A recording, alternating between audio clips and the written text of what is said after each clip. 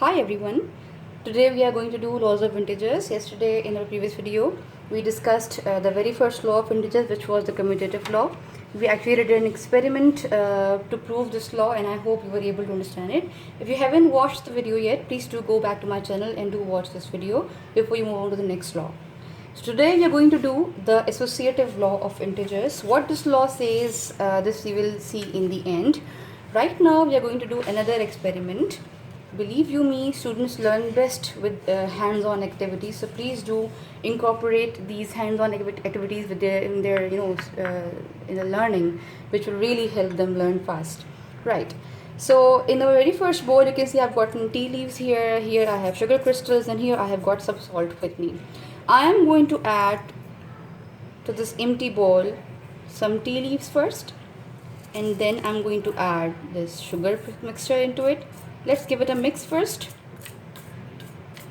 Okay, now it has become a sugar and tea leaf mixture.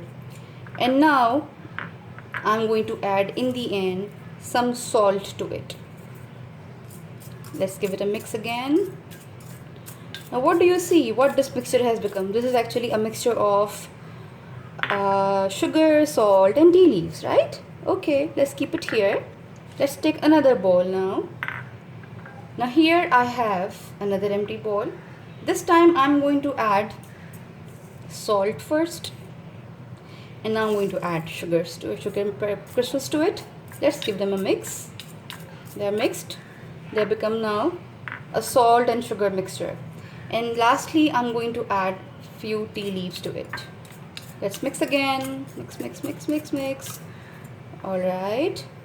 After mixing them up, tell me now, do you observe any change in these two mixtures? First mixture was a mixture of salt, sugar and tea leaves. Third mixture also is a mixture of salt, sugar and tea leaves.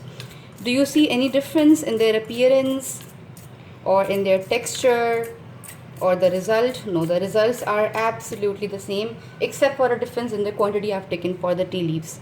Apart from that, there is no other difference. So which means no matter in what order you add things up, the result will remain the same.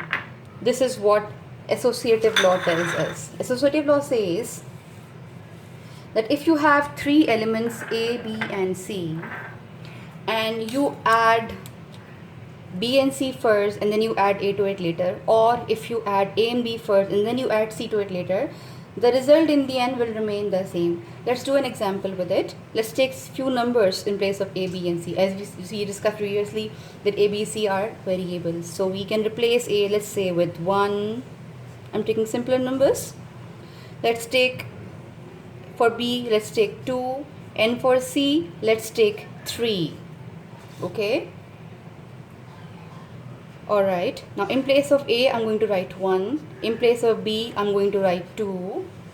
And in place of C, I'm going to write 3. When the smaller bracket comes, we always solve the smaller bracket first and then we add the remaining expression. So 2 plus 3 is 5. 1 remains the same. We don't add right now. Here, we have to add the bracket first. So simplify the bracket first. So let's add 1 plus 2, which is 3. And plus 3 remains the same. In the end, 1 plus 5 is 6. 3 plus 3 is also 6. Now what do you see over here? Are the results same? Yes, both the results are absolutely same. So I can place an equal sign in the middle. This comes to the proof of associative law, that no matter in what order you add the elements, whether you have more than 2 elements in your expression, your result will remain the same. This is the associative law, and since we discussed only the plus operator over here, so it's called associative law of addition. Let me tell you one thing more. Commutative law, associative laws, we discussed these two examples yesterday, commutative law as well. So these two laws were for addition. Remember, the same laws will be valid for multiplication as well. Like if you multiply 2 into 3 or 3 into 2, your result will be 6. 6 and 6 in both the cases. So commutative law is valid for addition as well as for multiplication. Same goes for associative law. This law also is valid for addition as well as multiplication. You can just replace these plus operators with the multiplication signs, and you can then go over the same example on your own. You can see, explore on your own. So do give it a try and let me know your feedback.